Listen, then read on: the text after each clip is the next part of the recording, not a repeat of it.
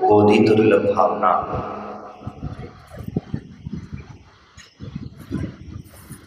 दुर्लभ है निगोद से तावरी अरुद्रसिगत पानी, नरिकाया को श्रीपति तरसे सुदुर्लभ प्राणी। उत्तम देश सुसंगति दुर्लभ श्रावकी कुल पाना, दुर्लभ सम्य के दुर्लभ संयम पंचमे गुण ठाना। दुर्लभ रत्नात्रयाराधने दीक्षा का धरना, दुर्लभ मुनि व्रत के व्रत पालन शुद्ध भाव करना। दुर्लभ से दुर्लभ है चेतन बोध ज्ञान पावे, पाकर केवल ज्ञान नहीं फिर इस भव में आवे। दुर्लभता का संबोधन करते हुए कि वास्तविकता में हमारी दुर्लभता की चर्या किस प्रकार से हमारे जीवन में चलती है। ये दुर्लभ है कि निगोद से स्थावर काय की पर्याय को प्राप्त हुआ। ये जीव निगोद में जहाँ पर ठसाठस जीव भरा हुए हैं, जीवों का एक दूसरे के अंदर में इतने सारे जीव वहाँ पर समाये हुए हैं कि वो निगोद की उस तृष्णाली से निकल करके किसी पूर्व पुण्य के उदय से वह जीव स्थावर काय की पर्याय को प्राप्त होता है। स्थावर 5 प्रकार की हुआ करती हैं, जो 5 स्थावर ने पृथ्वी, जल, अग्नि, वायु और वनस्पति, ये 5 स्थावर हैं। स्थावर काय की पर्याय में कोई दूसरा नहीं जन्म लिया, ये ध्यान रखना। हमारा ही जन्म इस स्थावर काय की पर्याय में हुआ। हम पृथ्वी बने, पत्थर बने, वायु बने, अग्नि बने और वनस्पति काय की पर्याय को भी प्राप्त किए। तो कभी भी ये विचार करना, जब पृथ्वी को खोदते समय, पत्थर को तोड़ते समय, अग्नि को व्यर्थ में जलाते समय और पंखों को वायु काय जो हवा ही व्यर्थ में हम जो चला देते रहते हैं, चलते रहते हैं, पड़े रहते हैं, इन सब चीज़ों को देख करके थोड़ा सा चिंतन करना, विचार करना कि हमने इन पर्यायों में प्राप्त हुए हैं और हमारा ही ऐसी पर्यायों में मृत्यु और जन्म हुआ है। हम इन्हीं पर्यायों से निकल करके बाहर आए हैं, इसीलिए हमें पानी आदि जल नहीं फैलाना चाहिए, पृथ्वी आदि अधिक नहीं खोदना चाहिए, क्योंकि इसमें मृत्यु किसी और की नहीं हो रही। तुम्हें देखने में दूसरे जीवों की, लेकिन इस मृत्यु कभी कभी तुम्हारी भी हो रही है, क्योंकि तुम ही उसी पर्याय से निकल करके आए हो। और जब हम वहां से निकल करके आए हैं तो इसलिए संभव है, ऐसा नहीं है कि नहीं है, ये सब कुछ है। और आगे वनस्पति काय के पर्याय को हम प्राप्त हुए। वनस्पति काय में प्रत्येक वनस्पति और साधारण वनस्पति, प्रत्येक वनस्पति के अंदर में एक जीव हुआ करता है। वनस्पति काय की जो वृक्ष है उसमें एक जीव हुआ करता है, बड़ा वृक्ष हो गया। और साधारण वनस्पति उसमें अनेक जीव हुआ करते हैं। तो जीवों की जो विपत्तियां हैं, तो हम लोग कौन सा ग्रहण करते हैं? हम लोग जो ग्रहण करते हैं वो जिसमें से जिसका मालिक एक होता है, हम उस वस्तु को ग्रहण करते हैं। जिसके मालिक अनेक होते हो, जिसमें अनेक जीव भरे रहते हों, ऐसी वनस्पति को हम ग्रहण नहीं करते। क्यों नहीं करते? क्यों नहीं करते? क्योंकि जीवों की हिंसा बहुत ज्यादा होती है, इस वजह से हम उसे ग्रहण नहीं किया करते हैं। तो इसीलिए ये दुर्लभता को बताते हुए कह रहे हैं कि हे भैया, तुझे दुर्लभता से प्राप्त हुआ कौन सा पर्याय? दुर्लभता से प्राप्त हुई है तुझे स्थावर काय की पर्याय। हम जिस चर्चा कर रहे हैं, ध्यान रखना, हम क्रम से चर्चा को समझ रहे हैं। दुर्लभता से हमें प्राप्त हुई है वो स्थावर की पर्याय जो है, ये दुर्लभ है। क्या पता हम कितने सालों से, कितने करोड़ों से जन्मों से हम जिसको कहेंगे, और नहीं हम जिसको कहेंगे कितने कलिकाल बीत गए, कितने कलिकाल बीत गए, वो बीत जाने के बाद भी हमारा नंबर उस निगोद की पर्याय से नहीं निकला और हम मनुष्य पर्याय तक पहुंच गए हैं। तो वहां तक पहुंच गए तो इसका मतलब ये मत समझ लेना कि पुनश्च तुम निगोद में नहीं जाओगे। तुम पुनश्च भी निगोद में जा सकते हो। कैसे? क्योंकि तुम जब तक सम्यक दर्शन को प्राप्त नहीं होगे, विनय संपन्नता को प्राप्त नहीं होगे, तुम दान पूजा आदि नहीं करोगे, पुण्य का संचय नहीं बढ़ाओगे, तब तक तुम वापस कब जाकर के उस निगोद की पर्याय में पहुंच जाओगे आपको भी पता नहीं चलेगा। जैसे आपने मुनिराज को आहार दिया और आहार देने के पश्चात आप भोग भूमि में जाकर के जन्म ले लिया। कहाँ लिया? भोग भूमि में जाकर के जन्म ले लिया और भोग भूमि में जन्म लेने के पश्चात सम्यक दर्शन नहीं हुआ तो आप जाकर के देव गति को तो प्राप्त हुए, लेकिन नीच गति के देवों में प्राप्ति मिली। उच्च कुलीन वाले जो देव हैं उस गति को आप प्राप्त नहीं, उस पर्याय को प्राप्त नहीं हुए। अब वहां भी तुमने भगवान जिनेंद्र की भक्ति आराधना नहीं करी, और करी भी तो वो जैसे कुल देवता की भक्ति पूजा करते हैं, हमने ऐसी भक्ति पूजा करी। कुल देवता की पूजा कैसे करते हैं? देना ही देना पड़ेगा।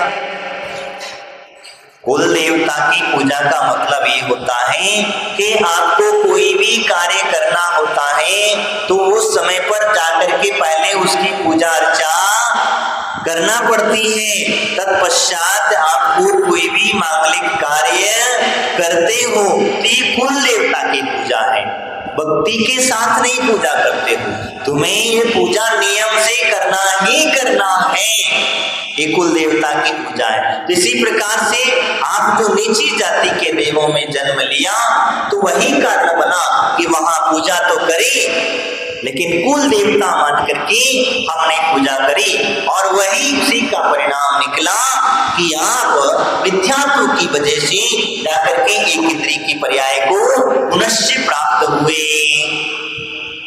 देव मर करके एक इंद्रिय जाति की पर्याय को प्राप्त हो जाता है। आपने देखा होगा बड़, पीपल, अमर, कटुम्बर आदि जो वृक्ष हैं, इन वृक्षों को पानी की आवश्यकता बहुत कम, पानी एक बूंद भी अगर इन्हें मिल गया तो वही हजारों साल तक चले जाते। अब इनकी आयु लंबी लंबी लंबी आयु हुआ करती है ऐसे वृक्षों की जो है, तो ऐसी वृक्षों की जो लंबी आयु है इसका मतलब ये है। और कई बार आप लोगों ने भी कई विख्यातों के मुख से सुना भी होगा, जैसे पीपल को देवता मान लिया, बड़ को देवता मान लिया, तो उन्होंने जब उसकी देवता मान करके पूजा करने लगे तो ये क्या है? ये मिथ्यात्व ही तो है। और इस पर एक और चीज और देखी जाती है कि भूत पिशाच अंतर जाति के जो देव होते हैं वो भी इन्हीं वृक्षों पर वास करते हैं।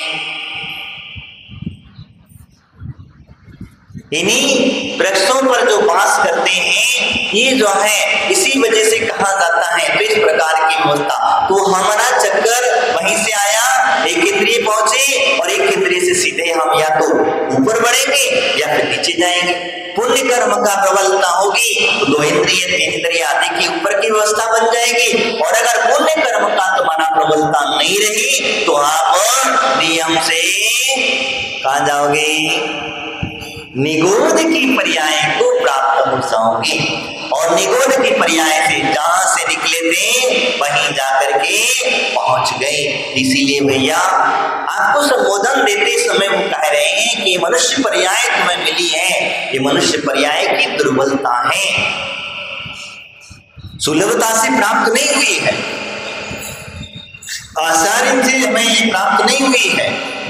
लेकिन हमने अगर इस मनुष्य पर्याय को व्यर्थ गमा दिया, भोगों में डुबा दिया, हमने दान पूजा आदि नहीं करी, हमने विनय आदि संपन्नता को प्राप्त नहीं किए, देव शास्त्र गुरु की भक्ति आराधना नहीं करी, तो फिर पुनः तुम्हें निगोद में ले जाने से कोई भी बचाने वाला, फिर तुम्हें कोई बचाने वाला नहीं है। फिर तुम्हारे ये सगे साथी संबंधी जितने रिश्तेदार हैं जो तुम्हें पूजा व्रत आदि लेने से रोकते हैं, संयम आदि की ग्रहण करने से रोकते हैं, वो लोग तुम्हारे साथ देने वाले, कौन चाहेगा तुम्हारे साथ में निगोद में जाना चाहेगा? हाँ, कोई चाहेगा नरक में जाना तुम्हारे साथ में? जब तुम नरक गति में चले जाओगे या निगोद में जाओगे तुम्हारे साथ में कोई जाने वाला होगा? नहीं होगा। कैसे होगा? क्योंकि तुमने उस व्यवस्था को समझा ही नहीं, जाना ही नहीं, और जब तक जानोगे नहीं तब तक वह वैसे ही चक्कर लगाते रहोगे। तो ये व्यवस्था यहाँ पर उन्होंने संबोधन दिया कि दुर्लभ है निगूढ़ से थावर और तृषगत पानी। कौन सी गति? तृषगति। तृषगति में यानी कि 2 इंद्रिय 3 इंद्रिय आदि गतियों को पाना, ये दुर्लभता, एक से एक दुर्लभता है। हम यहाँ पर एक इंद्रिय को प्राप्त हुए हैं और प्राप्त होने के पश्चात हम वही दुर्लभता बताते, संबोधन देते हुए कहते हैं कि जब 2 इंद्रिय को पहुंचेंगे, 3 इंद्रिय को पहुंचेंगे, 4 इंद्रिय को पहुंचेंगे और 5 इंद्रिय में भी हम कौन बनेंगे, इसकी कोई गारंटी? तो यही संबोधन करते हुए कहते हैं, ये दुर्लभता का व्यवस्था बताते हुए सिंह आदि की पर्याय में गुरु में गति में बने मिथ्यात्व की वजह से हमने जिन धर्म को नहीं धारण किया, और धारण किया भी तो ऐसा चलता फिरता अपने मतलब के लिए आए, पूजा करने तो आए, भगवान की भक्ति करने तो आए, लेकिन किसके लिए आए? हम अपने मतलब के लिए आए। किसी ने आपसे कह दिया कि तुम्हारे ग्रह नक्षत्र अच्छे नहीं चल रहे हैं, फलाने भगवान की पूजा करो, तुम वो पूजा करने आए। अरे ग्रह नक्षत्र तुम्हारे कहीं नहीं कुछ बिगाड़ सकते हैं, तुम भगवान जिनेंद्र की सच्चे हृदय से भक्ति तो करो, तुम उनकी श्रद्धा तो रखो। तुम तो इतने ही खतरनाक इंसान हो कि भगवान को भी पीठ दे के बैठ जाओ तो तुम्हारा कोई भरोसा नहीं है। बैठते थे, कह दो कहां बैठे तुम? जब दरवाजे पर कई लोग ऐसे भक्त आकर के बैठ जाते थे तो भगवान को पीठ हुई कि नहीं हुई? और अच्छे ज्ञानी लोग आकर के बैठ जाते थे तो मुझे बड़ा कभी कभी आश्चर्य होता था कि बताओ कि इन्हें इतना भी विवेक नहीं रहा कि हम किसे पीठ करके बैठे हैं और किसे पीठ नहीं करना चाहिए। हम सिर्फ अपनी स्वार्थ के लिए, बुरा मत मानना मेरी बात का, मैं तो जो है वो आपको रास्ता दिखाने का कार्य कर रहा हूं, वो मेरा काम है। हम अपने स्वार्थ के लिए क्या क्या नहीं कर डालते हैं, हम इस बात का कभी कभी सोच करके चिंतन करना, विचार करना कि दुर्लभता से प्राप्त हुआ तुम्हें मनुष्य पर्याय है। क्या है? ये दुर्लभता से प्राप्त हुई मनुष्य पर्याय है। और वही हम जिस चर्चा कर रहे थे तो त्रस गति में मिल करके हम वहां पर पहुंचे। अब इनके हम जब करते हैं तो मुझे बताओ, तुम इनका अपमान करोगे, इनको पीट करके बैठ जाओगे, इनको पीट करके बैठ जाओगे तो फिर तुमको कौन सी गति मिलेगी? कौन सी गति मिलेगी? हाँ, कौन सी गति मिलेगी? हाँ, नरक गति। नरक गति क्यों मिलेगी? सीधे जाओगे? नरक गति में भी कहा, दूतों ने तो दुख दिया है, किसी को पीड़ा दी है। नरक गति में तो वो जीव जाएगा, कौन?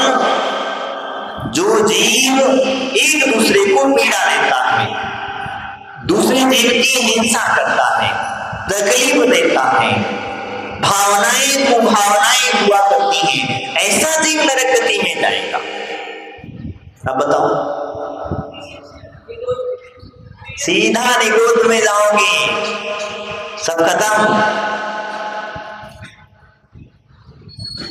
क्योंकि तुमने अपने मनुष्य पर्याय में आकर के इस अहम भाव को जागृत कर लिया, और जिस अहम भाव को जागृत करने की वजह से हमने भगवान को भगवान न समझा, हमने अपने गुरुओं को गुरु न समझा, अपनी जिनवाणी माता को जिनवाणी न समझा, तो क्या होगा? इनकी अपमान से, इनकी अभिनय करने से हमें हमेशा दुर्गति से कोई बचा नहीं सकता है। इसीलिए मैं आपसे चर्चा कर रहा था कि दुर्लभता को पाते हुए त्रस गति पाने नरी काया को सुरपति तरसे सुदुर्लभ प्राणी। कौन तरसते हैं? देवता तक तरसते हैं तुम्हारी इस मनुष्य पर्याय को प्राप्त करने के लिए। वो कहते हैं, विचार करते हैं कि हमारे पास सब कुछ है, लेकिन मनुष्य पर्याय नहीं है। वो कब तरसते हैं, कब अपने आप को खेद खिन्न मानते हैं? जब तीर्थंकर भगवान का तब कल्याणक होता है। तीर्थंकर भगवान को तब कल्याणक के समय पर जब भगवान की पालकी उठाने का मौका मिलता है, देवता कहते हैं, देखो हमने भगवान का जन्म कल्याणक किया, हमने भगवान का गर्भ कल्याणक किया, हमने राज्यपाल अभिषेक आदि की व्यवस्था करी, हम इनके चरणों में किंकर की तरह पड़े रहते हैं, हम इनकी सारी व्यवस्था करते हैं। लेकिन संयम के मार्ग पर चलने की जब बात आती है, पालकी उठाने की बात आती है, तो पहले मनुष्य उठा करके लेकर के जाता है, देवता को पीछे हो जाता है। दूसरी बात एक और है, देवता क्यों तरसता है? क्योंकि मनुष्य पर्याय में ही कर्म की निर्जरा होती है। देव पर्याय में कर्म की निर्जरा नहीं होगी, नारकी जीवों की कर्म की निर्जरा नहीं होगी। कर्म की निर्जरा तो मनुष्य पर्याय में ही होगी, और कर्म का अधिक बंध भी मनुष्य पर्याय में ही होगा। ये चीज समझ लो, कर्म का बंध भी मनुष्य पर्याय में होगा और कर्म की निर्जरा भी मनुष्य पर्याय में होगी। दूसरी बात एक और है, कर्म को खपा करके मोक्ष भी मनुष्य पर्याय से ही मिलेगा। कितना बड़ा भी देव बन जाए, ऊंचे से ऊंची देव पर्याय को प्राप्त कर ले, लेकिन आना तो उसे मनुष्य पर्याय में ही पड़ेगा। और मनुष्य पर्याय में आकर के तब वह अगर संयम आदि को धारण करेगा, व्रत आदि को धारण करेगा, तपचर्या को धारण करेगा, तब जाकर के उसे मोक्ष की गति का बंध होगा, मोक्षता को प्राप्त होगा। तो यहाँ पर क्या कह रहे हैं? नर काया को सुरपति तरसे सुदुर्लभ प्राणी। तो हे प्राणियों, तुम्हें नर काया प्राप्त हुई है, मनुष्य पर्याय तुम्हें प्राप्त हुई है, तो इसे व्यर्थ मत गवा दो। अभी भी समझ जाओ, कुछ नहीं बिगड़ा है। तुम जिसके लिए अपने व्यर्थ में पर्याय को गवा रहे हैं, ये व्यर्थ में अपने पापों का संचय कर रहे हैं, वो तुम्हारे साथ देने वाला नहीं है। जब तक है, जब तक तुम मनुष्य पर्याय में है और मनुष्य पर्याय से तुम्हारा परिवर्तन हुआ, मनुष्य पर्याय का तुम्हारा परिवर्तन हुआ, तो तुम्हारे शरीर को एक क्षण भी घर में रखा नहीं जाएगा, घर के बाहर पटक दिया जाएगा। सोचो, विचार करो। तो इसीलिए हमारे आचार्य भगवंत कहते हैं कि व्रत, नियम, संयम, तप, दान आदि के माध्यम से ध्यान रखना, ये सब कुछ कर लेना तो तुम्हारे जीवन का कल्याण हुआ, मनुष्य पर्याय तुम्हारी सार्थक हुई, मनुष्य बनना तुम्हारा सार्थक हुआ। अन्यथा क्या लाए थे साथ में और क्या लेकर के जाओगे? खाली हाथ आए थे, हाथ पसारे जाओगे। वास्तविकता में यही व्यवस्था है। लेकिन फिर भी ये मोही प्राणी जब देखो तब मेरा मेरा करते रहता है। जब देखो तब कुछ कहो, कुछ कार्य की कहो तो कहते तो अभी तो टाइम नहीं है महाराज। सबसे पहला टाइम नहीं है। अरे टाइम नहीं है भैया, कब टाइम मिलेगा ये बता दो। कभी टाइम बता दो कि इस टाइम में टाइम मिल जाएगा। और जब तुम्हारा नंबर लग गया तब फिर क्या करोगे? तब क्या करोगे? हाँ, तो चले जाओगे तो इससे पहले कुछ कर लो, कुछ ऐसा कार्य करके चले जाओ जिससे आने वाली गति तुम्हारी सुगति हो जाए, अच्छी गति हो जाए, पुनश्च उस निगुण से निकल करके निगुण में ना जाना पड़े।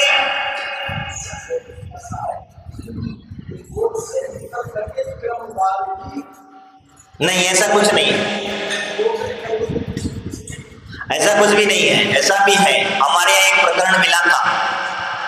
कौन से चक्रवर्ती के पुत्र हैं देखो, हम भूल गए। हाँ, सगर चक्रवर्ती के हैं? हाँ, एक सगर चक्रवर्ती के जो पुत्र हैं, जो पुत्र जो है निगूढ़ से निकल करके डायरेक्ट मनुष्य पर्याय को प्राप्त हुए थे और वहां से भी उसी भाव से वो मोक्ष चले गए। तो ये तो एक क्रम है। दुर्लभता को संबोधन करते हुए हम लोगों को समझाने के लिए ये सारी व्यवस्थाएं हैं कि भैया ये इस तरीके से क्रम है। हो सकता है कि आप डायरेक्टली निकल करके मनुष्य पर्याय को प्राप्त हो जाएं और अगर मनुष्य पर्याय में रह करके आप अच्छे शुभ कर्म कर ले, शुभ भावनाएं बन जाए और आपके तो आप चाहें तो अपने कर्म की निर्जरा करके मोक्ष भी जा सकते हैं। लेकिन पंचम काल में मोक्ष नहीं है अभी। नहीं तो सोचो कि भैया काम चले, पंचम काल में मोक्ष नहीं है। तो मोक्ष नहीं है तो फिर क्या करना? व्यवस्था नहीं बनाना? नहीं, हम जो व्यवस्था बना रहे हैं आज जो वर्तमान में हमारे जो मुनिराज अपने मोक्ष मार्ग पर चल रहे हैं, अपने कर्मों के लिए खपा रहे हैं, इसका मतलब ये है कि वो वहां तक जाने की तैयारी कर रहे हैं। क्या कर रहे हैं? मोक्ष नहीं है तो नहीं है। चरित्र चक्रवर्ती शांति सागर जी महाराज से किसी श्रावक ने पूछा कि भगवान आप तो मोक्ष, आज पंचम काल में मोक्ष तो है नहीं है। क्या है?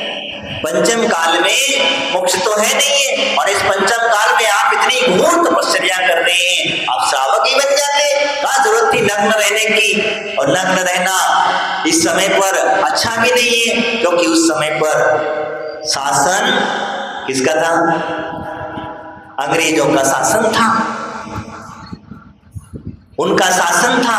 अब जब शासन रहने, उनका शासन रहने की वजह से अब आपको वहां पर जाने आने में बड़ी परेशानी होगी। ये लोग तो मानते नहीं, मिथ्यात्वी हैं। तो आप इस शरीर की चर्या को क्यों व्यर्थ में अपने शरीर को सुखा रहे हैं, शरीर को तड़पा रहे हैं, शरीर को पीड़ा दे रहे हैं? तो उसने कहा अच्छा, बहुत सही बात कही तुमने, मोक्ष नहीं है, ये बात मैं भी मानता हूं, मुझे भी पता है, मैं शास्त्र के विरुद्ध नहीं। तो क्या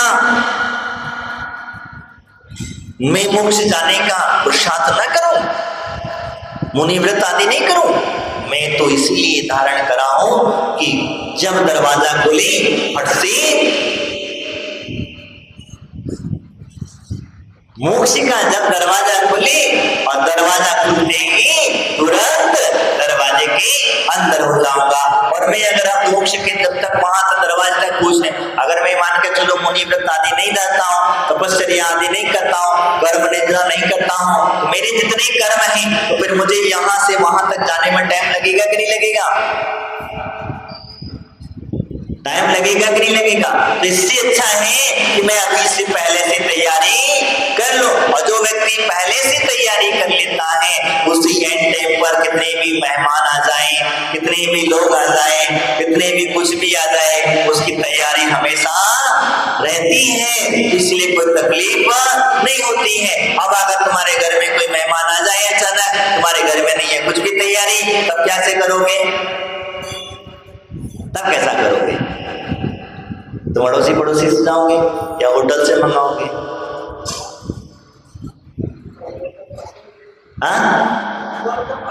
सब इधर उधर भागोगे, फिर हाड़म गरम करोगे, मन में विकल्प बनेंगे। और वही चीज अगर तुम पहले से तैयारी करके रखेंगे तो किसी प्रकार की हमें तकलीफ नहीं होगी। बस हम वो तैयारी कर रहे हैं। हम नहीं कहते कि हम मोक्ष जाएंगे, हम तो मोक्ष जाने की तैयारी कर रहे हैं। और तैयारी में भी ऐसा नहीं होता है, पता नहीं कितने भाव लग जाएंगे हमें वहां तक पहुंचने में,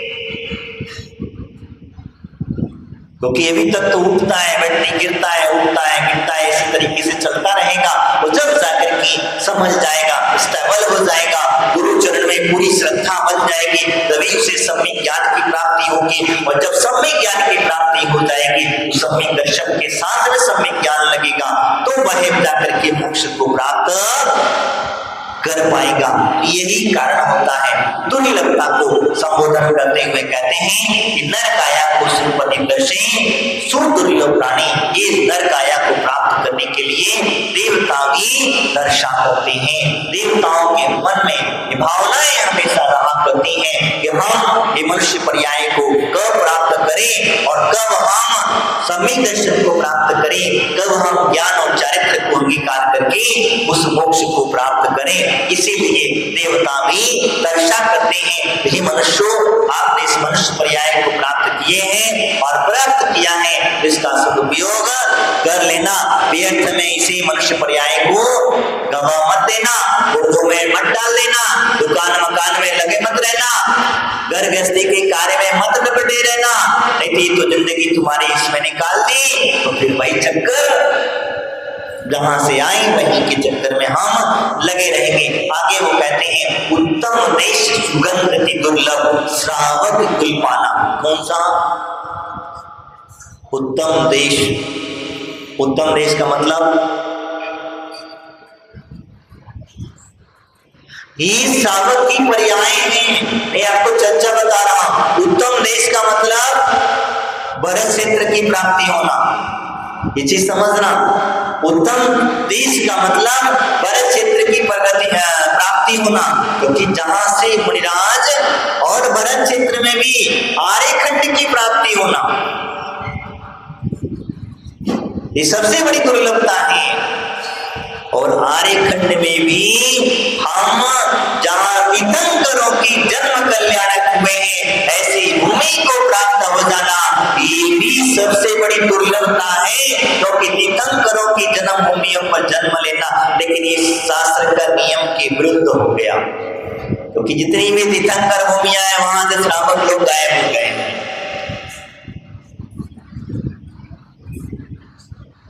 क्या हुआ?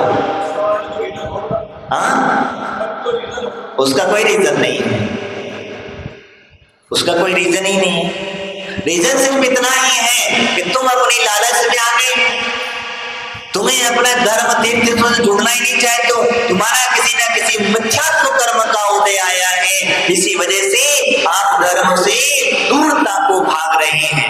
आपका किसी पाप कर्म का उदय है कि आपके पास में आया हुआ परसी हुई थाली, उस थाली का हम भोजन नहीं कर पा रहे। हमारे पास में जो तीर्थ है, जिन तीर्थों की व्यवस्था देख लो, आप कोई भी तीर्थ उठा कर देख लो, किसी भी तीर्थ पर आपको श्रावक नहीं मिलेंगे, और श्रावक जैसे तैसे मिल भी जाएंगे तो वो अपने मतलबी मिलेंगे, अपना व्यापार करने के लिए मिलेंगे, अपना व्यापार आदि के माध्यम से मिलेंगे।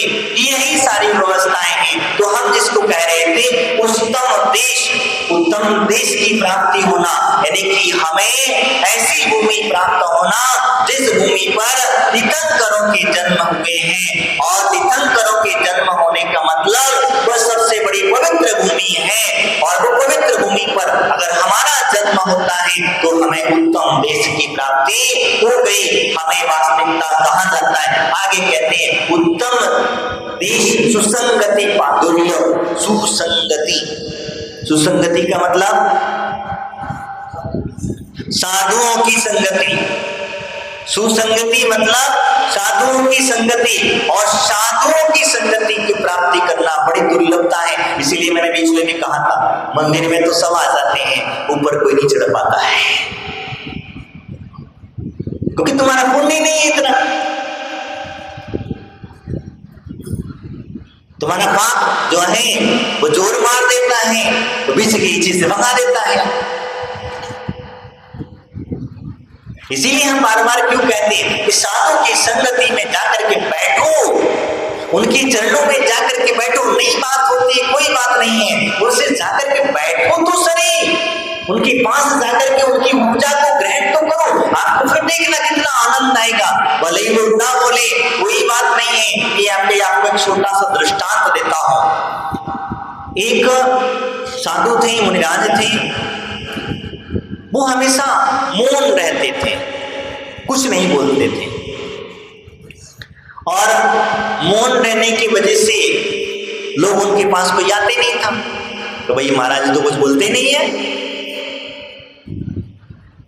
कुछ कहते नहीं है, तो फिर ऐसे महाराज एक बात जाकर के करेंगे क्या? बोलेंगे महाराज तो अपने मौन बैठे रहते, कुछ बातचीत करें, चर्चा करें तो बात कुछ चले, काम बने तो बात कहेंगे तो नहीं, बस कोई जाते नहीं था। उसमें से एक जो श्रावक था, उस श्रावक डेली उसका नियम था कि वो महाराज की चरण सेवा में जाकर के पहुंच जाता। महाराज कुछ कहो अथवा ना कहो, महाराज की सेवा उसको करना उसका कार्य था।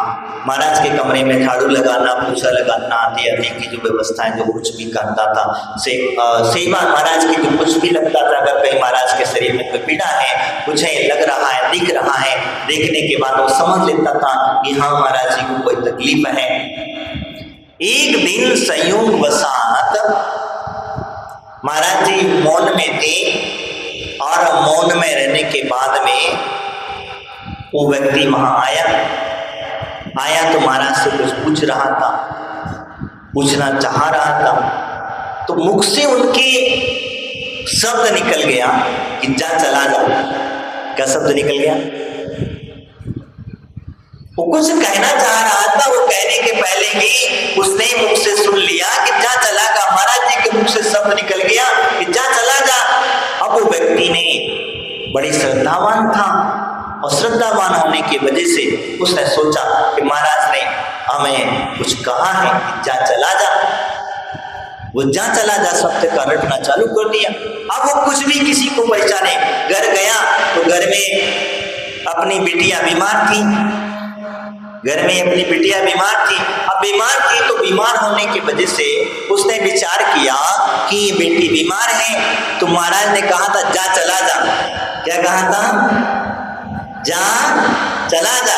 और जा चला जा शब्द उसने जाकर के उसके कान में सुना दिया, और जा सुना दिया तो बुखार भी चला गया। अब ये बात हल्ला मच गया, हल्ला मच गया बोले तो पूरे गांव भर में हल्ला मच गया। धीरे धीरे करके लोगों में चर्चा हो गई, करीब महाराज का आशीर्वाद उन्हें मिल गया। महाराज ने उनको आशीर्वाद दे दिया।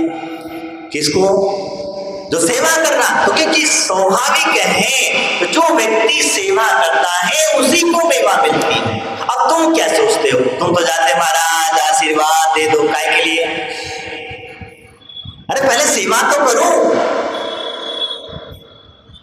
साधु की सेवा तो करो। जब साधु की तुम सेवा करोगे तो आशीर्वाद अपने आप तुम्हें मिल जाएगा, तुम्हें मांगने की जरूरत जरूरत नहीं पड़ेगी।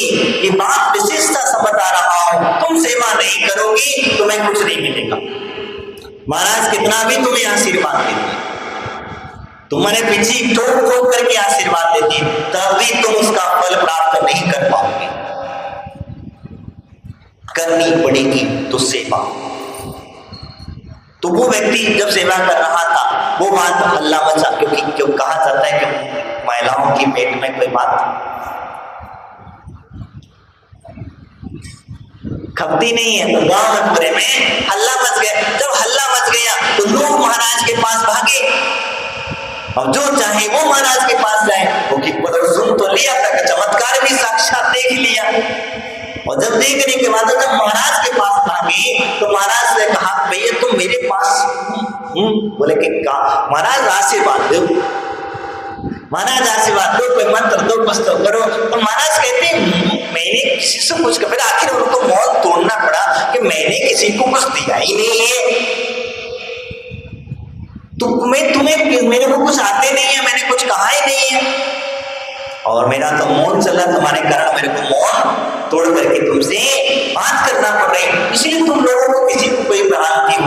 नहीं महाराज गलत नहीं है, बात सही है। बोले बात सही है, कैसे सही है, किसको दिया आशीर्वाद? तो बोले फलाना व्यक्ति जो आपकी सेवा करने के लिए आता था, आपने उसको आशीर्वाद दिया है। तो सेवा करने आता था, उसको आशीर्वाद दिया है। अच्छा उसको बुलाओ। बोले उसको बुलाया गया। बुलाने के बाद जब पूछा गया, बेटा बताओ हमने क्या कहा था? तो बोले महाराज जी मैं तो झाड़ू लगा रहा था, और झाड़ू लगाते लगाते आपके कमरे के जो है सफाई कर रहा था। तो सफाई करते करते पता नहीं आपके मुख से तो शब्द मिले, जा चला जा, मेरी श्रद्धा मुझे मिला, आशीर्वाद मिल गया। मैंने ये समझ करके घर गया, घर जाकर के मेरी बिटिया जो है बीमार थी, बच्ची बीमार थी, मैंने जाकर के उसके कान में सुना दिया, और सुना दिया तो आपके आशीर्वाद से वो बच्ची ठीक हो गई। बाकी का कुछ ना तो आपने कोई मंत्र दिया ना कोई तंत्र दिया, आपने जो कहा वो मैंने श्रद्धा के साथ ग्रहण किया, और उसी का ही परिणाम निकला कि मेरी बिटिया ठीक हो गई। उसकी वजह से आपके पीछे आ गए, अब इनकी मुक्ति होगी तो दे दो जो कुछ देना है। तब वास्तविकता की सत्य की घटना का पता चला। तब महाराज ने कहा देखो मैंने किसी को कुछ नहीं दिया है, इसकी भक्ति थी, और इसकी भक्ति की वजह से इसी इसका पुण्य जागा, और पुण्य जागा मेरे मुख से कुछ शब्द निकले, इसे मिल गए, और इसने इसको ग्रहण कर लिया, विश्वास कर लिया। सबसे बड़ी बात तो विश्वास की बात होती है, क्योंकि हम लोगों को विश्वास नहीं है। हम जाते जरूर है महाराजों के पास में, हमें उनकी शब्दों पर विश्वास नहीं है। तो हम उन शब्दों को जब ग्रहण नहीं कर पाते, जब विश्वास नहीं होता है, तो फिर क्या होता है? वही होता है दे तो देते, पर कई महाराज कहते हैं हाँ ठीक है चलो इस मंत्र का जाप कर लो, फिर तुम लोगों को लगता है अरे क्या पता काम आएगा कि नहीं आएगा। बस जहाँ की स्थिति बनी वो सारा का सारा खेल खराब कर दिया जाता है। तो इसीलिए हमारा कहने का तात्पर्य ये है कि गुरुओं के प्रति जो आस्था और श्रद्धा है वो हमारे मजबूत होना चाहिए। और जब तक हम सुसंगति में नहीं आएंगे, मैं जो आपसे मनुष्य वहां जा रहा हूं, क्योंकि इनकी संगति में नहीं रहोगे, इनके पास नहीं रहोगे, तो आपकी दुर्गति होना है। आपको दुनिया में कोई ताकत नहीं बचा जाए। मैं आपसे जो कह रहा हूं समझ लेना, कोई भी व्यक्ति नहीं है कि आपको आपकी दुर्गति से बचा ले। हाँ एक साधु है कि आपको दुर्गति से बचा लेगा।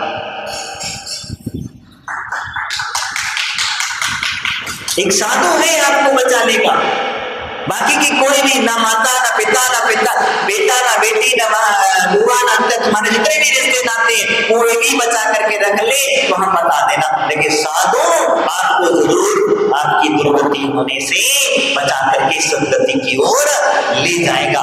ये वास्तविकता समझना। इसीलिए मैं आपसे कह रहा था, यानी कि साधु की संगति दुर्लभता से मिलती है, ऐसे नहीं मिल जाती। तुम्हें जो आपसे कह रहा था ऐसे नहीं मिल जाती। तुम्हारा पुण्य इतना कहाँ जागा है? अब जाग गया है, थोड़ी अब समझ लिए हो, जान लिए हो, तो चले जाना अपने पैरों को थोड़े से सीधे करते हुए। नहीं समझे हो तो फिर यहीं बैठे रहना। दरवाजे तक आए हो और भूखे जाने का शौक है तो चले जाना।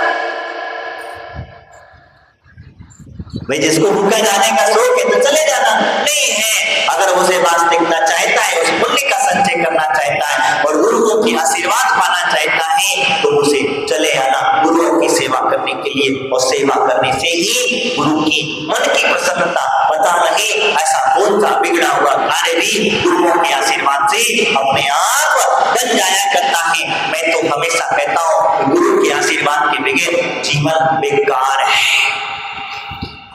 ये जीवन बेकार है हमारा। और भले ही लोग कहते हैं, अब क्या होता है लोग अपने गांव के गुरुओं को छोड़ करके यत्र तत्र भटकते हैं, कोई कहता है यहाँ जाता है, वो कहता वहां जाता है, वो कहता वहां जाता है। नहीं, ये तुम्हारी सबसे बड़ी भूल है बंधु, हमारी ये सबसे बड़ी भूल कहता हूं मैं। क्यों? क्योंकि अपने घर पे आए हुए अतिथि को बुला करके घर में रह बैठा करके कहीं हम दूसरी तरफ घूमने निकल जाए तो अतिथि का अपमान नहीं है कि नहीं है? हाँ, तो ये तो हमारे चलते फिरते अतिथि है, इनकी ना आने की तिथि ना जाने की तिथि है।